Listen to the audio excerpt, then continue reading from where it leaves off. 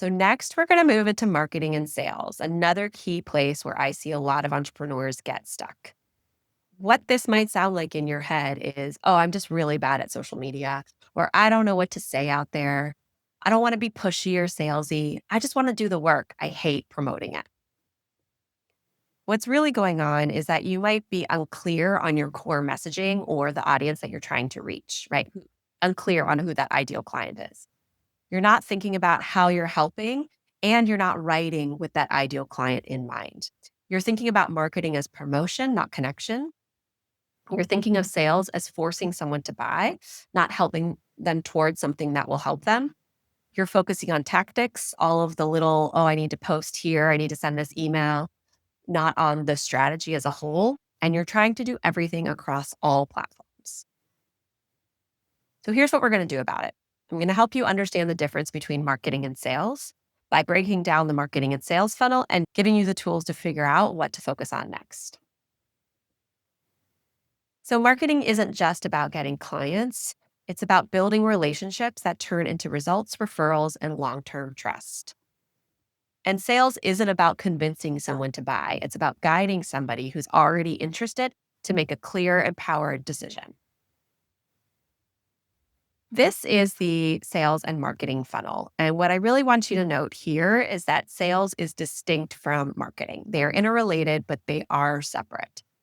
So I'm going to break down each of these phases of the funnel. But as we go along, and if there's one thing you take away from this, is that there are two separate processes. So here's the marketing journey before somebody does purchase. That top of the funnel are all of what we call awareness. So this is when someone thinks, I just discovered you. They've seen your post, heard your name, clicked your website, been told about you, right? And what your job in this phase is to get found by the right people. So this can often be social media, it can be networking, it can be partnerships, it can be SEO. But your job in this phase is to understand, how do you find your ideal client and how can they start to hear about you? Then you'll move them into consideration. So this is when they start to think, oh, I'm curious about this person. Can you help somebody like me? They're reading more of your stuff, they're watching, maybe following, maybe asking a friend about you. They're starting to evaluate, does this person have the experience and tools to help me in my situation? Your job here in this part of the funnel, the middle of the funnel, is to build trust and relevance for that person. Then there's the conversion. So this is the step before we take them into the sales funnel. This is where they say, I want to learn more. I do think this person could actually help. Maybe they sign up, book a call, reply to a message, want to have a conversation with you. This is then starting to think, okay, maybe this person can help me. So your job at this stage of the funnel is to make it easy for them to move forward. You want clear call to actions, whether it's in an email or on social media. You want strong offer descriptions, and you want short project descriptions if you're doing proposal-based work. So let's go back to polished identity. Our example here, what they've chosen to work with is this 1 week guided experiment where they help their clients explore 2 to 3 brand directions in real time. They give them daily prompts, fast feedback, lightweight content to help them decide what feels aligned before their client invests in a full rebrand. This is ideal for that solopreneur or small business owner who feels pulled in multiple directions and can't decide how to position themselves, who are stuck in that I could do many things. So it really puts them in that place for a week. So you have this recording and so you can come back to it. So I won't read this all line by line, but here I've outlined the goals and actions that they should take in each stage in the funnel. So for example, in awareness, their goal is to reach people who feel stuck or scattered in their brand messaging. And one of the actions they could take is a guest newsletter contribution. That's the number one reason your brand isn't working and what to do instead. For conversion, for that bottom of the funnel, they want to build deeper trust and relevance and provide real value ahead of time for their ideal client. So the actions that they could take are highlighting common questions and what to do about it, or inviting their ideal client to a free call. So after we have that conversion, we're moving into the sales funnel. The sales funnel has 2 key components: decision. So this person has explored your offers. Maybe they've had a call with you. They're kind of hovering around that purchase button. And they're really thinking, is this right for me?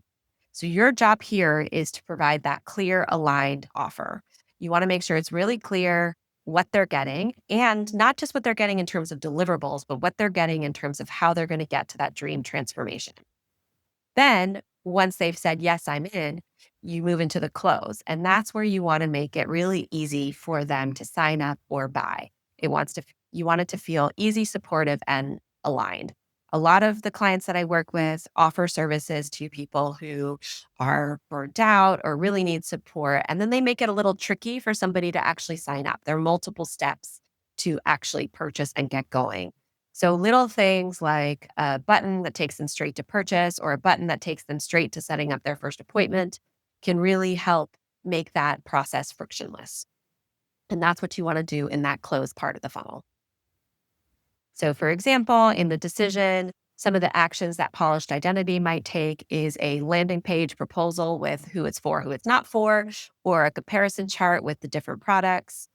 In the close stage, they might have that instant checkout or auto confirmation or gentle reminders, early bird discount, bonus nudges. So I'm only focusing here on the pre-purchase marketing funnel and the sales funnel.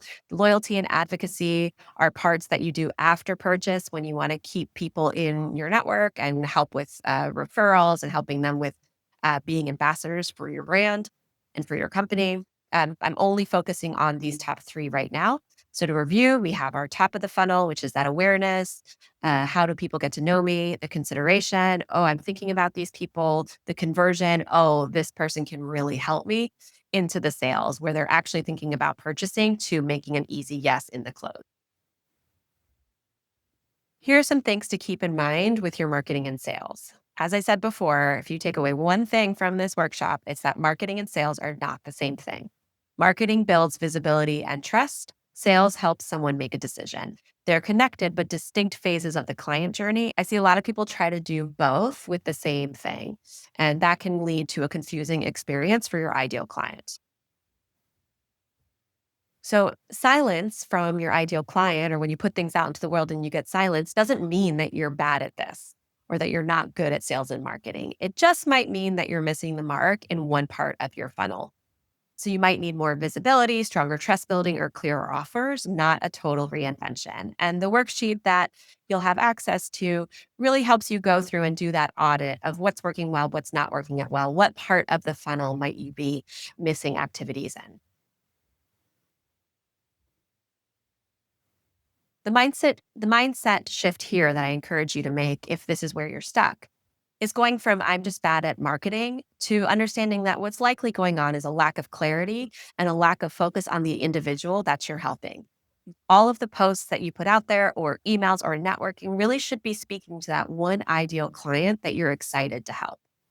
You also want to remember that marketing is about connection with the right people in a way that builds trust.